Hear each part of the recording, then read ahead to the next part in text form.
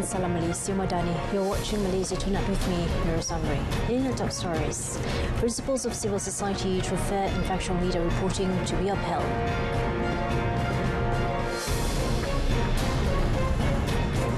Malaysian driving licence renewal up to 10 years.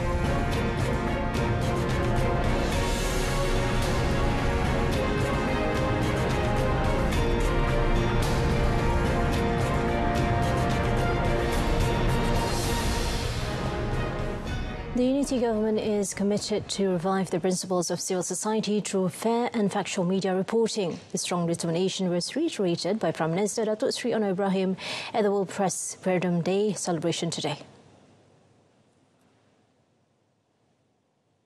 Elaborating further through a tweet, the Prime Minister also expressed hope that the media will continue to work and uphold the principles of democracy. Datuk Seri Anwar also shared Malaysia's performance in the 2023 World Press Freedom Index published by the Reporters Without Borders, RSF. Malaysia has been ranked 73rd with 62.83 points in the 2023 World Press Freedom Index compared to the 113th spot with 51.55 points last year. Malaysia is also ranked the highest among the Asian countries, ahead of Thailand 106, Indonesia 108 and Singapore 129. The index published on the RSF website aims to compare the level of media freedom in 180 countries and regions in the world. Echoing the same sentiment was Deputy Communications and Digital Minister Teo Ni Ching, saying that the Unity Government is committed to supporting the right to freedom of expression, especially by the media and news reporting, in line with the Malaysia Madani concept. Teo said she attended a meeting on the proposal for the establishment of the Malaysian Media Council MMM that was mooted since 2018, and the matter was now in the process of drafting a bill. She also conveyed greetings to media practitioners in the country in conjunction with World Media Freedom Day for their contributions to delivering accurate, fast and up-to-date news reports. The government is looking into several bills relating to the media, including the draft bill for the formation of the Malaysian Media Council (MMC) in a bid to ensure press freedom in the country. Communications and Digital Minister Fahmi Faisal said the MMC draft bill is currently in the discussion stage among media organisations, related companies and media practitioners associations. Masa yang sama, perbincangan dengan organisasi-organisasi media, termasuk dengan syarikat-syarikat serta badan-badan wartawan, kita harap akan dapat dirancangkan menuju Hari Wartawan Nasional ataupun Hawana, supaya beberapa perkara asas yang ataupun isu-isu yang dihadapi oleh rakan-rakan media dapat kita kenal pasti dan kita tangani secara mampan. On the improvement of Malaysia's position in the 2023 World Press Freedom Index, Fahmi said it was indeed an unexpected achievement for the country. Malaysian motorists can now renew their driving licence (LMM) for up to 10 years compared to the previous 5-year term. Transport Minister Anthony Loke said the public could start applying for the 10-year driving licence renewals beginning Monday at the Road Transport Department's offices and counters around the country. Loke said those who want to renew their licence for up to 10 years would also enjoy a 10% discount on the fee. Mana-mana pemegang lesen memandu yang memperbaharui lesen untuk tempoh 10 tahun sekaligus akan hanya dikenakan bayaran untuk tempoh 9 tahun sahaja. Maksudnya ada diskaun 10%. Untuk makluman, lesen memandu, bayaran fee untuk lesen memandu ialah RM30 setahun. Jikalau membayar untuk 10 tahun sekaligus, bayaran yang akan dikenakan hanyalah RM270. Briefing reporters today, he said those who want to renew must ensure that their licence has not expired for more than a year. Only those who opted to renew the LMM for the maximum of 10 years will enjoy a free renewal fee for the 10th year. This initiative is only applicable to Malaysians and is not eligible for foreigners as well as long-term pass holders. School authorities need to stop all activities outside the classroom, including co-curriculum activities, as well as organising annual sports event for the time being. This was in view of the current hot weather for the safety of students and teachers. Deputy Education Minister Lim Hui Ying said, although no schools in the country have been closed due to the current hot spell, they are required to take precautionary measures to avoid any untoward incidents. Setakat ini belum ada. Jadi kita mesti berhati-hati dan memantau setiap hari. Sebab kalau tak salah di Kedah, pagi panas tetapi sebelah petang pula hujan. Jadi harap ini akan kurangkan haba sikit. Tapi yang utama tu cuaca haba memang hangat. Jadi minum air yang itu utama tu. Briefing reporters today, she said state education departments, JPN nationwide monitor the hot weather conditions and precautionary measures will be taken, including implementing an effective approach to deal with the issue. According to the set guidelines, schools will be closed if the temperature exceeds 37 degrees Celsius. Schools will apply to the JPN and the JPN will make a decision regarding the closure of schools. A total of 7,800 hectares out of 26,833 hectares of paddy crops under the Kamubu Agricultural Development Authority (KADA) have been affected by the hot weather and drought in Kelantan. It involved 390 farmers in Pasir Putih, Bachok, Pasir Mas, Kota Baru Utara and Kota Baru Selatan. KADA General Manager Muhammad Faizul Mustafa said the prolonged hot weather had impacted the crops as there was a shortage of water in the paddy fields, which subsequently left the soil parched. He said this will affect the development of the paddy crops, and if the situation worsens, the crops would be stunted and the leaf stalks empty. The hot weather would also result in limited water resources, and water supply to the fields would have to be distributed on a rotation basis.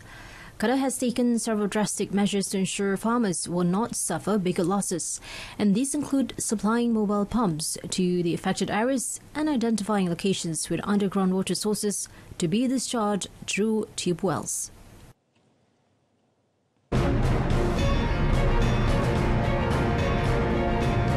Coming up next, City Rhino sentenced to jail time for neglect, abuse of Down syndrome girl Bella.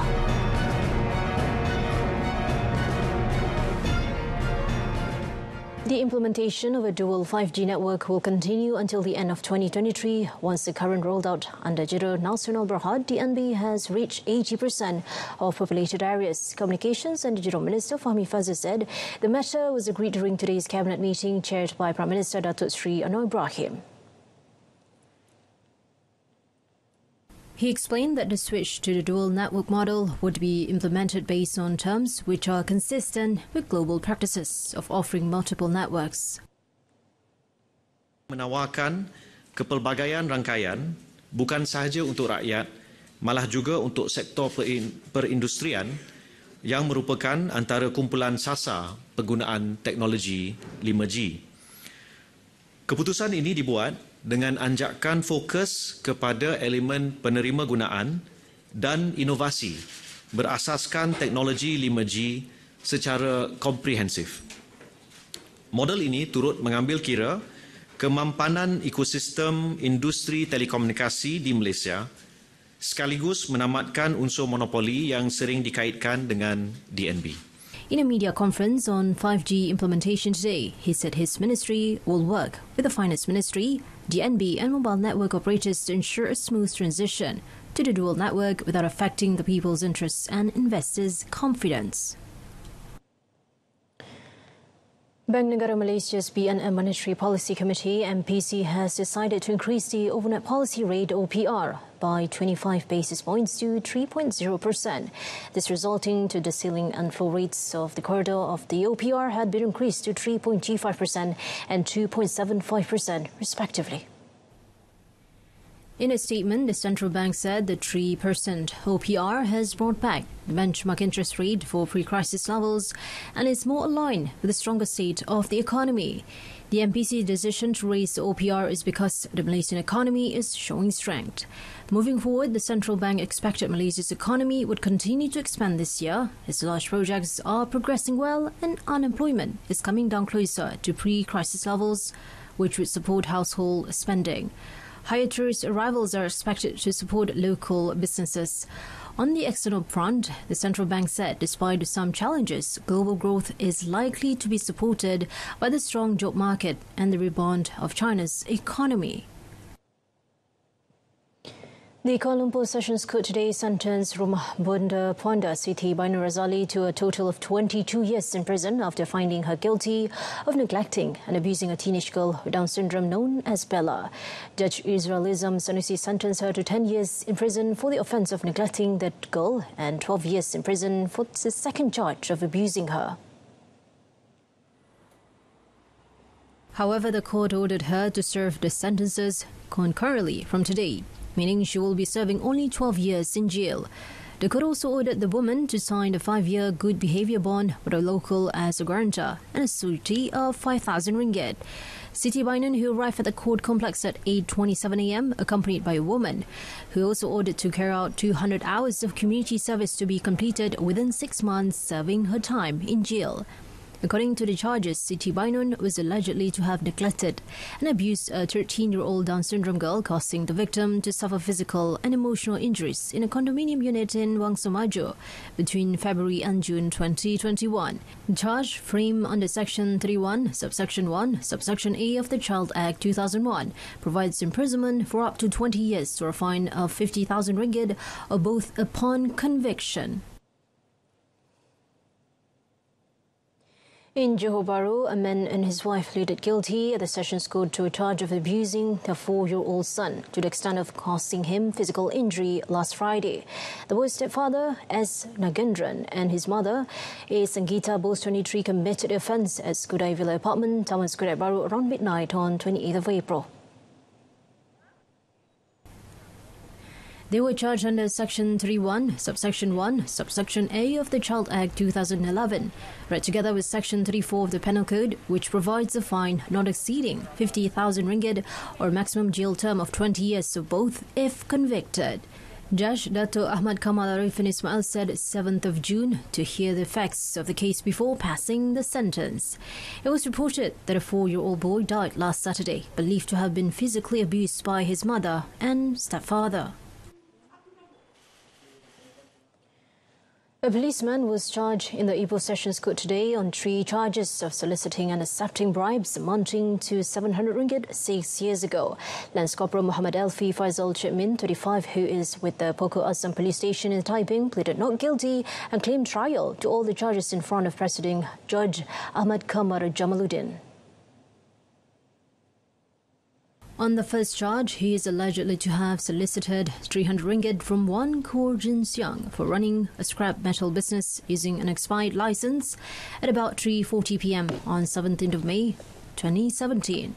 For the second charge, Muhammad Alfi Faisal was allegedly to have received 300 ringgit from Khor at the same place and time. He was also charged with receiving 400 ringgit from Khor through one Teng Kim Hun to not take action against Young Trading for failing to submit a valid license for operating a scrap metal business. Meanwhile, Muhammad Alfi Faisal also pleaded not guilty to 2 alternative charges of receiving 300 ringgit and 400 ringgit respectively from Khor.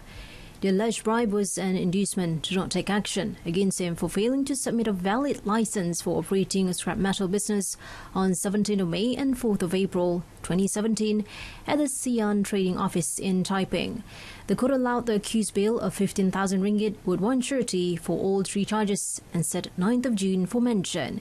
The accused has been with the police force for almost 15 years.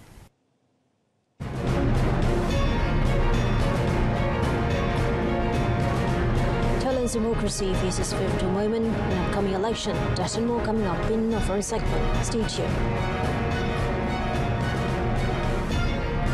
As Thailand prepares for its upcoming general election on the 14th of May, the country has found itself facing a pivotal moment in the history of its democracy, with Bangkok residents calling for change after having lived under the current administration for 8 years. Thailand has been identified as a country exhibiting characteristics of electoral authoritarianism, according to political analysts, owing up to 2019 election, in which military leaders who staged the 2014 coup implemented their own electoral system and handed the reins of power over to former army chief Prayut Chan-o-cha, who has stayed the same prime minister since. As a result, Thailand could not be classified as a fully democratic regime in the last election. Professor of Political Science at Chulalongkorn University, Siripan Nongsuan Sawasdi said there is a strong possibility that General Prayut could see himself sidelined in the upcoming election. Elsewhere, according to Project Kunkiranti, Associate Professor of Political Science at Semasa University, the upcoming election presents a crucial opportunity to strengthen and consolidate Thai democracy, especially as Thailand has transitioned from a two-party system to a more diverse and complex multi-party system that accommodates a wide range of political ideologies. Both political experts say it is now more challenging for the Pheu Thai party to secure a landslide victory, given the shift in the political landscape, which has undergone significant changes since the 2019 election, particularly with the emergence of the Future Forward Party, which is now Move Forward Party. Defense industry representatives from Taiwan and the United States vote to strengthen cooperation between the two nations at a joint forum held in Taipei today. Stephen Rudder, a former U.S. Marine Corps commander, said the U.S. is committed to helping Taiwan defend itself because the country, together with the others like-minded partners in the area, just want peace and security. However, certain worries pertaining to information security were also raised by Shen Mingshi, a senior researcher at the government-funded think tank, who outlined the risk of weapons technology landing in Chinese hands. Most countries will not sell weapons to Taiwan for fear of injuring China. Even the United States has been unwilling to provide Taiwan its most advanced fighters for the F-22 or F-35, and Taiwan has no direct answer to China's new J-20 stealth fighter. This has driven Taiwan to develop home-built defense systems like fighter jets and long-range missiles as part of an overall strategy to make more weaponry itself. Taiwan's Air Force scrambles daily to see off incursions by Chinese jets into the airspace around the island as Beijing steps up its pressure to try and force Taiwan to accept China's sovereignty.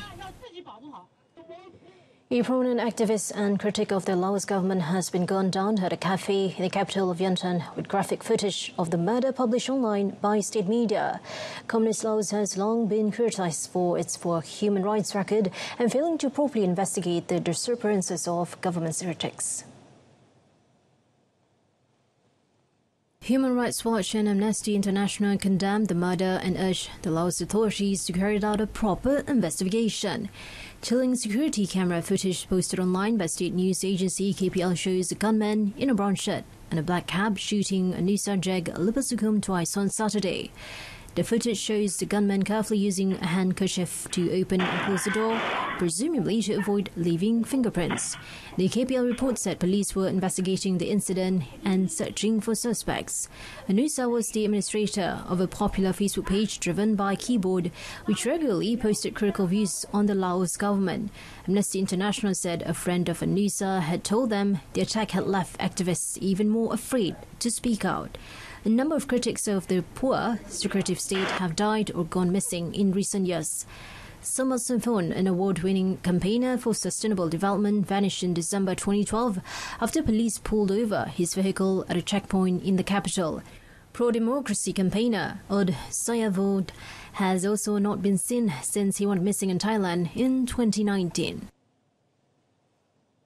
Airstrikes were heard in Khartoum today, a Reuters witness said, even as warring factions agreed to a new 7-day ceasefire from Thursday, undermining chances for lasting truce that would help ease a deepening humanitarian crisis. United Nations Aid Chief Martin Griffiths meanwhile arrived in Port Sudan to reaffirm his commitment to the Sudanese people, where his spokesperson said improving humanitarian access through guarantees of safe passage would be a priority. The conflict has created a humanitarian crisis with about 100,000 people forced to flee with little food or water to neighboring countries, the United Nations said. Aid deliveries have been held up in a nation where about one-third of people already relied on humanitarian assistance. A broader disaster could be in the making as Sudan's impoverished neighbours grapple with the influx of refugees. Previous ceasefire agreements between the army and a paramilitary force whose power struggle erupted into full-blown conflict in mid-April have ranged from 24 to 72 hours, but none have been fully observed. South Sudan's foreign ministry recently said that mediation championed by its president, Salva Kiir, had led both sides to agree a week-long truce from Thursday to 11th of May and to name envoys for peace talks. It was unclear, however, how Army Chief General Abdel Fattah al-Burhan and paramilitary RSF leader General Mohammed Hamdan Dagalo would proceed.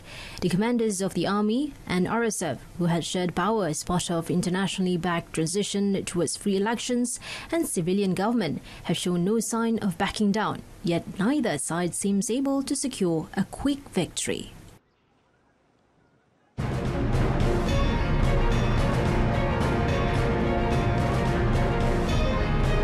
Coming up in sports, JiuJitsu expected to contribute to Malaysia's first goal.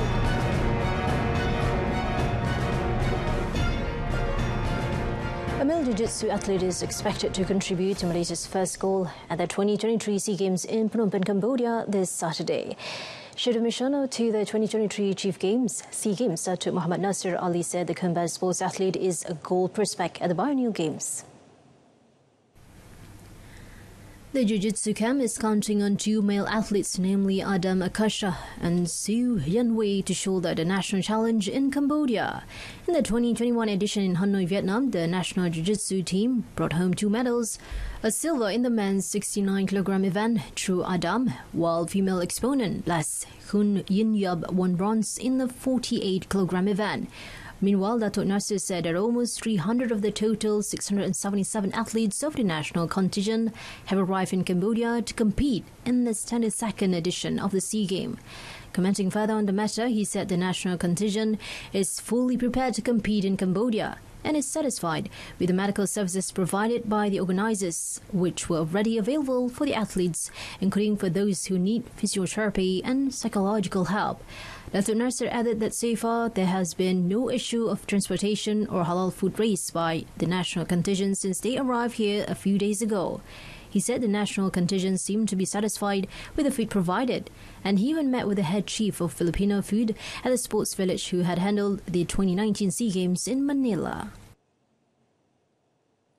Malacca will host the 19th Asian Karate Championships at the Malacca International Trade Centre, MITC, in Acro on the 20th to 22nd of July. Malaysian Karate Federation Malacca President Datuk Nur Azmi Ahmad said a total of 1,500 exponents from 45 countries, including Malaysia, will be competing in the three-day meet. Datuk Nur Azmi said MAKAF believes it is capable of providing the best venue for the hosting of the championships with the cooperation of other parties, and MAKAF is also able to make the event a benchmark for karate competitions at the international level. Datuk Nur Azmi said MAKAF would also invite the Yang di-Pertuan Agong Sultan Abdullah Riayatuddin Al-Mustafa Billah Shah and Prime Minister Datuk Sri Anwar Ibrahim to the opening ceremony of the 19th edition of the championships held simultaneously with the second Par-Asian Karate Championships. Elaborating, he said the 19th edition of the Asian Karate Championships would be the best platform for the national exponent to prepare for the 19th Asian Games in Hangzhou, China from 23rd of September to 18th of October, in addition to providing them with the opportunity to improve their rankings. He also said they have set a 3-goal target for the national exponents competing in the 5th to 17th of May Cambodia SEA Games in Phnom Penh. Former FIFA Council member Moya Dud has criticised Gianni Infantino's threat of a Women's World Cup broadcast blackout in Europe this year and said the governing body is responsible for the tournament being historically undervalued. FIFA is selling TV rights to the women's tournament separately from the men's for the first time, and President Infantino said Europe's Big Five nations face a blackout unless broadcasters improve on their unacceptable offers. Broadcasters from Britain, Spain, France, Germany and Italy had offered only $1 to $10 million for the rights compared to $100 to $200 million for the Men's World Cup, he added. Dodd, an ex-Australia international, said the broadcast industry had undervalued the women's tournament as FIFA had sold the rights together with the men's. She said now that FIFA has decided to sell the rights separately, it's no surprise that the buyers don't want to pay the same big numbers twice. Liu said that instead of threatening broadcasters, FIFA should review all of its bundle deals and attribute a fair proportion to the women's game. She noted that if, in fact, the Women's World Cup gets 50 to 60% of the viewers of the men's, as FIFA says, that should amount to a sum in the billions. The Women's World Cup will be held from 20th of July to 20th of August in Australia and New Zealand. Paris Saint-Germain forward Lionel Messi will not have his contract renewed at the club following an unauthorized trip to Saudi Arabia. Messi signed an optional third season clause in his contract when he first arrived in 2021, and club officials have decided to not activate it. The 35-year-old was suspended for 2 weeks on Tuesday as he was supposed to practice with his team following a 3-1 defeat at home against Lorient in Ligue 1 on Sunday, but instead flew to Saudi Arabia. The Argentina World Cup winner is banned from playing for training with the team, and his pay will be docked during his suspension. Messi will miss the upcoming Ligue 1 matches against Terima and Ikuti, but might return for the match against Ose on 21st of May. He will then be available for the club until the season ends on the 3rd of June. PSG are top of the standings with 75 points from 33 matches, 5 points ahead of second place Olympique de Marseille. Cristiano Ronaldo became the world's highest paid athlete after his move to Saudi Arabian side Al Nassr nearly doubled his annual playing salary, while Paris Saint-Germain duo Lionel Messi and Kylian Mbappe round off the top three. Ronaldo, who joined the Saudi club on a deal until 2025 after leaving Manchester United last year, earned $136 million, with Forbes saying his annual playing salary went up to an estimated $75 million. Ronaldo's contract has been estimated by media to be worth more than €200 million. PSG forward Messi, 35, was next on the list after bringing home a combined $130 million, while club teammate and France captain Mbappe, the youngest on the list at 24, earned $120 million to sit third. Los Angeles Lakers player and NBA grad LeBron James, $119.5 million, and Mexican boxer Canelo Alvarez, $110 million, rounded out the top five. Forbes said its on-field earnings figures include all prize money, salaries and bonuses earned in the last 12 months, while off-field earnings are an estimate of sponsorship deals, appearance fees, licensing income, and cash returns from businesses they operate. All right, that wraps up Malaysia Tonight. A reminder of our top story: principles of civil society through fair and factual media reporting to be upheld. I'm Nir Zamri. Stay tuned to Saluran Berita RTM and have a pleasant night.